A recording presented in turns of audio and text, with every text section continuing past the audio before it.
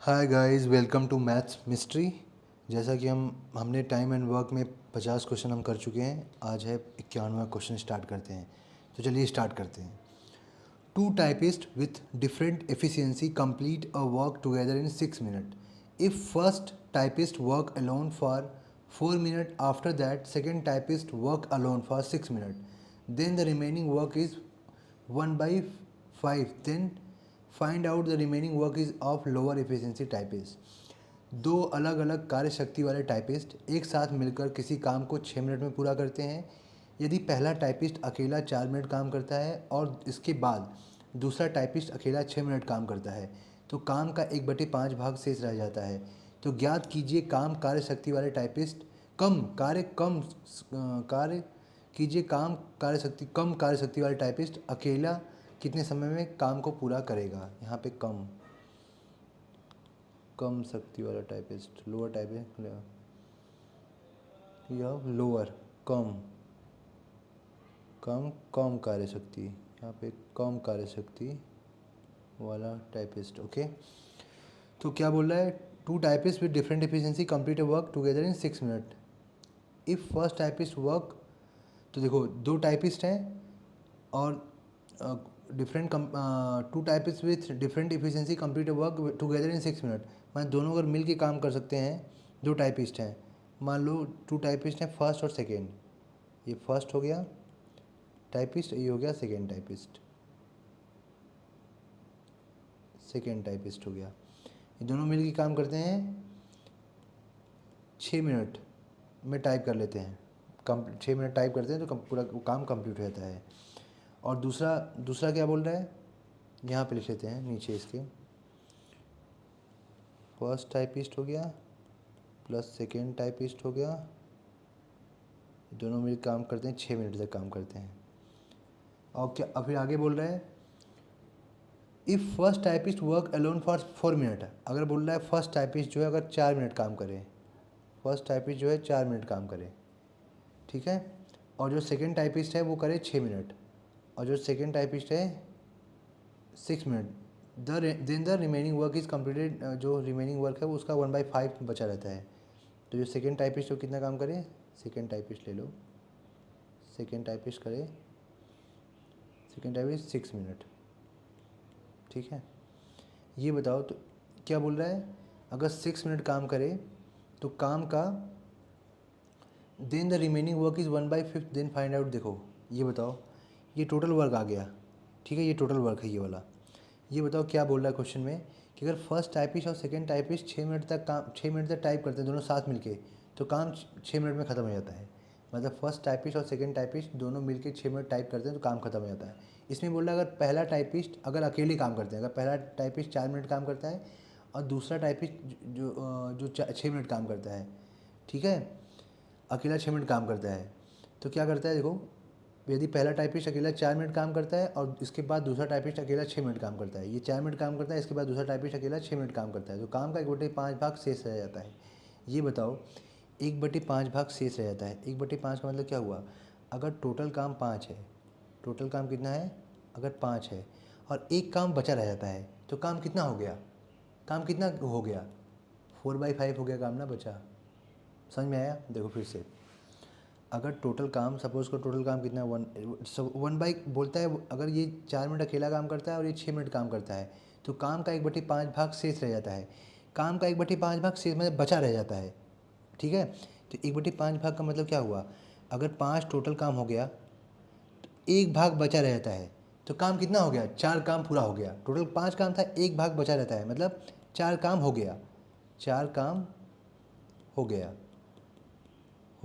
मतलब यही ना, 4 मिनट काम करता है ये अकेले, ये 6 मिनट काम करता है, तो 4/5 काम हो गया। अब बचा कितना, 1/5 बचा, तो 4/5 काम हो गया ना। तो ये बताइए, ये टोटल काम है और ये अगर 4/5 है तो इसको इसको भी 4/5 बनाना पड़ेगा, तभी तो बराबर होगा। अगर 4/5 बना देंगे तभी तो बराबर होगा। देखो साफ साफ लिख देते हैं, हम इसको ए बी भी लेके कर सकते हैं। जैसे फर्स्ट सेकेंड लिए, हम यहाँ पे ए ले लो, अगर दोनों मिल के 6 मिनट तक काम करते हैं, आइए दोनों मिलके ए 4 मिनट करता है प्लस बी 6 मिनट करता है, तो काम का 4/5 भाग पूरा हो जाता है। वो बचता देखो यहाँ पे हमने पूरा काम 4/5 बचा हुआ है, मतलब 4 काम हो गया, 1/5 बचा हुआ है। यहाँ बोला ना 1/5 बचा हुआ है, तो हमने मान लिया पूरा काम ये बचा हुआ है 4/5। तो ये बताओ ये बराबर कब होगा? ये तो टोटल काम हो गया, अगर इसमें 4/5 से मल्टीप्लाई कर दें तो ये बराबर काम नहीं हो जाएगा? बराबर काम हो जाएगा ना, क्योंकि 4/5 भाग यहाँ पूरा हो गया। ये 4 मिनट किया, ये 6 मिनट किया, तो ये तो 1/5 भाग पूरा, 1/5 भाग बचा रह जाता है। यहाँ तो 6 मिनट किया तो पूरा काम हो गया, तो इसका अगर 4/5 कर देंगे तो ये दोनों बराबर नहीं हो जाएंगे? ठीक है, तो अब निकाल लेंगे। अब इसको सॉल्व करोगे यहाँ पे, तो ये सॉल्व करो कितना आएगा? 6a। अब डायरेक्ट क्रॉस मल्टीप्लिकेशन यही करते हैं, इस सॉल्व करोगे 24a plus 24b cross multiplication हो जाएगा गाइस। यहाँ 6a हो जाएगा, यहाँ पे 4 से यहाँ पे क्रॉस मल्टीप्लिकेशन कर देंगे।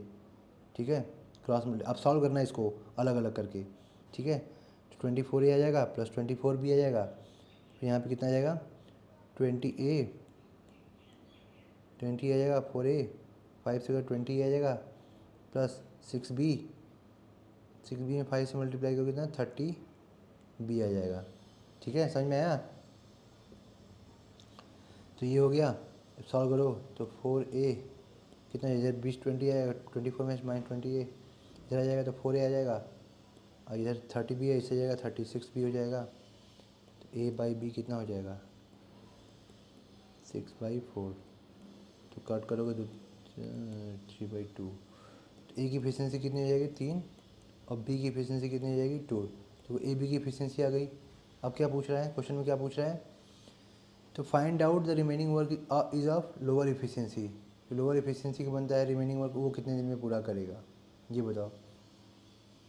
टोटल कितना है? टोटल कितना है? a प्लस बी, यही था ना, a plus b into 6, total काम यही था। ये कितना है? 3 है, इसका 2 है, इंटू 6। ए का कितना है? 3 है ना, 3 और 2, ए कितना है? 3 और 2 कितना हो गया? 30 हो गया ना। अरे a प्लस बी 6 दिन काम किया, टोटल काम कितना हो गया? 3। ए एक दिन में 3 करता है, बी एक दिन में 2 करता है, तो 5 630 यूनिट हो गया। अब हमें निकाल लेना है। अभी बता, हमें पूछा है जिसकी लोअर एफिशिएंसी है वो रिमेनिंग काम को देखो, find out the remaining work is out of lower efficiency typist. Lower efficiency किसकी है? बी की है, 2 ही कर रहा है, 3 कर रहा है, 2 कर रहा है। तो बी कितने दिन में करेगा? अगर 2 यूनिट एक दिन में करता है, तो 1 यूनिट कितने दिन में करेगा? 1/2। वैसे 30 यूनिट कितने दिन में करेगा? 30/2 15 डेज। 15 क्या है? मिनट 15 है ना, 15 मिनट्स में करेगा ना, मिनट है 1 मिनट है ना, ये मिनट में दिया हुआ है, मिनट है। ठीक है, तो 15 मिनट में, तो आंसर क्या हो जाएगा? Answer 15 minute. डे में नहीं दिया, मिनट में दिया, देखो यहाँ 6 मिनट 4 मिनट ये दिया है ना, 6 मिनट 4 मिनट से मिनट में। ठीक है, तो यह 15 मिनट हो जाएगा। अगले क्वेश्चन पे आते हैं। अगला क्वेश्चन क्या बोलता है? अगला क्वेश्चन पढ़ते हैं। अगले क्वेश्चन में क्या बोलता है? Efficiency of Q is double of P and P alone can do any work in 15 days. P starts this work and after some days Q joins him and they do this work completely in 11 days. Then find how many days they work together. इसको हिंदी में पढ़ देते हैं। हिंदी में क्या हो? Q की कार्यशक्ति Q की कार्यशक्ति P की दोगुनी है तथा P किसी काम को 15 दिन में पूरा करता है। P काम करना शुरू करता है तब कुछ दिन बाद Q भी शामिल हो जाता है तथा इस प्रकार वे दोनों को 11 दिनों में पूरा कर लेते हैं। तो ज्ञात कीजिए साथ मिलकर उन्होंने कितने दिन काम किया। ठीक है, तो इसमें क्या बोल रहा है? अब वो टोटल काम कितना है ये बताओ। यहाँ पे पहले हम टोटल काम निकालना पड़ेगा। देखो यहाँ पे दिया हुआ है कि इफ़िशियंसी दे दी गई है, efficiency of Q is double of P। ठीक है, तो Q की जो इफ़िशियंसी है, efficiency of Q is double of P, मतलब अगर इसकी 1 है तो इसकी 2 है। Q की इफ़िशियंसी दे दिया है। And P alone can do any work in 15 days. ये बताओ, यहाँ पर दिया P alone can do any work in 15 days. जो P है अकेले किसी काम को 15 दिन में कर सकता है, उसी काम को 15 दिन में। तो ये था P की इफिशियंसी कितनी है एक दिन की? 1 है। अगर P की इफिशियंसी एक दिन की 1 है तो टोटल वर्क कितना होगा? टोटल वर्क कितना होगा? P इंटू 15 होगा ना। 15 दिन काम करता है और एक दिन कितना 1 करता है, तो 15 दिन कितना करेगा? P में P का मतलब 1, 15। टोटल काम कितना है? 15 यूनिट काम है टोटल। टोटल वर्क कितना है? टोटल वर्क कितना है? 15 यूनिट। ठीक है, अब ये बताओ, अब बोलता है P start this work and after some days Q join him. P काम को स्टार्ट करता है और कुछ दिनों बाद क्यू ज्वाइन करता है and they do this work completely in 11 days. ये बताओ, अगर पी, हमको क्यू का नहीं पता कि क्यू कितने दिन बाद ज्वाइन करता है, लेकिन पी 11 दिन काम करेगा ना, and they do this work, मतलब दोनों मिलकर 11 दिन काम करते हैं। ठीक है, तो ये बताओ, अगर पी दोनों लिखा है and they do this work completely in 11 days, Q का हमें नहीं पता कितने दिन बाद ज्वाइन किया, लेकिन क्यू लिखा हुआ है कि दोनों वे दोनों मिलके 11 दिन काम करते हैं। इसका मतलब पी ने तो काम ही स्टार्ट किया था, तो क्यू का तो हमें नहीं पता कितने दिन बाद स्टार्ट किया, ज्वाइन किया।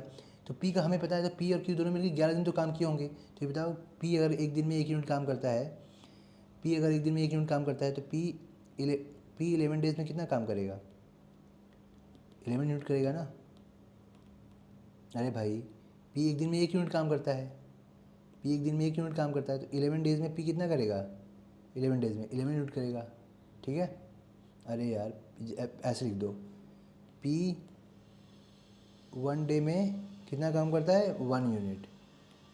तो 11 डेज में कितना करेगा? 11 यूनिट। यही तो हमने बोला। ठीक है, चलो इसको लिख दिया। अगर बताओ टोटल काम कितना था? 15 था। टोटल काम यही ना 15। टोटल वर्क कितना था? टोटल वर्क 15 था, जिसमें से पी का काम निकाल देंगे। पी का काम निकाल देंगे, पी वर्क -11, कितना काम बचा? 4। अब बताओ, ये काम तो बी ने किया होगा ना, क्योंकि दोनों मिलकर 11 दिन काम किए, तो 11 दिन अगर पी काम करेगा तो 11 काम कर लेगा, बचेगा कितना? 4। तो बचा हुआ काम यही 4 है ना, तो 4 कौन करेगा? क्यू करेगा। और क्यू की एक दिन की एफिशिएंसी कितनी है? 2। तो क्यू 2 यूनिट काम करता है एक दिन में, तो ये 4 यूनिट काम बचा है। तो 1 यूनिट काम कितने दिन करेगा? 1/2 में, इसलिए 4 यूनिट काम कितने दिन में करेगा? 4/2। तो कितना कर होगा? क्यू 2 दिन में, 2 डेज। ठीक है, तो आंसर क्या होगा? 2 डेज। आंसर क्या? 2 डे। ठीक है, नेक्स्ट क्वेश्चन करते हैं। P alone would take 27 hours more to complete a work than P plus Q together. Q take 3 hours more to complete a work alone than P and Q work together. Find in how many days P alone completes the work. तो इसका हम ले लेते हैं Hindi version में। हिंदी में कैसे? हिंदी में भी पढ़ देता हूँ इसको। P किसी काम को करने में P प्लस Q से 27 घंटे ज़्यादा समय लेता है। Q उसी काम को करने में P प्लस Q से 3 घंटे ज़्यादा लेता है। P अकेला उस काम को कितने समय में समाप्त करेगा? गाइस देखो, जब भी ऐसा क्वेश्चन दे कि P alone would take 27 hours more to complete a work than P plus Q, ठीक है, पी प्लस क्यू टुगेदर, जो पी प्लस क्यू जितना टाइम लेता है उससे 27 घंटे अधिक पी लेता है। ठीक है, और Q takes 3 hours more to complete a work alone than P and Q work together. मतलब बोला है, जब भी ऐसे क्वेश्चन दे कि जैसे कि दोनों का देखे पी प्लस क्यू दिया हुआ है, क्या बोल रहा है? पी प्लस क्यू जो है जितना टाइम लेता है उससे क्या लेता है? 3 घंटे ज़्यादा लेता है। ये पी 3 आवर्स मोर लेता है जितना समय ये लेता है, और ये कितना लेता है? क्यों नहीं, ये 27 लेता है ना, 27 आवर्स मोर लेता है, 27 आवर्स मोर लेता है। फिर से लिखते हैं, आप कर लेते हैं पी प्लस क्यू। ये ऐसे टाइप के क्वेश्चन दिया हो, पी अगर 27 आवर्स ज़्यादा आवर्स मोर लेता हो, जितना पी प्लस क्यू टाइम लेता है उससे 27 आवर्स मोर लेता हो, और क्यू ले रहा है यहाँ पे कितने? 3 आवर्स मोर, 3 आवर्स मोर। ओके, तो ऐसे क्वेश्चन में क्या करना है? देखो, ऐसे क्वेश्चन में क्या करना है, जब देखो कि पी प्लस जो टाइम दिया दोनों का मिला के जितना समय लग रहा है उससे ज़्यादा पी इतना ले रहा है और क्यू ऐसे, तो इस क्वेश्चन में क्या करें? दोनों का मल्टीप्लाई करके स्क्वायर रूट लेते हैं। तो दोनों का मल्टीप्लाई कर दो, 27 इंटू 3 कितना होगा? 81, एंड का स्क्वायर रूट ले लो, 81 का स्क्वायर रूट कितना होगा? 9। तो कितना लेगा? 9 आवर, 9 आवर। ठीक है, कितना लेगा? 9 आवर। तो हमें पी का पूछा है ना, हमें पी का पूछा है, तो 9 आवर हो गया, ये आ गया 9 आवर। 9 आवर आया, तो हमें पूछा है पी का, तो पी कितना लेता है? 27 घंटे ज़्यादा। तो यही पूछा, find in how many days P alone complete the work. तो पी कितना लेगा ये बताओ? अगर ये 9 लेगा तो 9 आवर्स लेगा, तो ये कितना लेगा? 27 घंटे ज़्यादा लेगा। और ये कितना लेगा, ये 3 आवर्स ज़्यादा लेगा, ठीक है। तो यहाँ पे ये बताओ, ये 9 आवर्स ले रहा है, ये 9 आवर्स ले रहा है, ये 9 जो आता है, जो उसकी वैल्यू आएगी स्क्वायर रूट लेने पे, ये इसकी 9 आवर आ गई। मतलब ये दोनों साथ मिलके 9 आवर ले रहे हैं। तो पी 27 घंटे ज़्यादा लेगा, तो कितना होगा 27 + 9 36 आवर्स। समझ में आया? हमें पी का पूछा है, find in how many days. समझ में आया ट्रिक कि जो भी दिया रहेगा, जैसे 27 आवर्स दिया हुआ है, ये पी प्लस क्यू जितना समय लेता है, ठीक है। तो मान लो हमने मान लिया P plus Q x r लेता है, ठीक है।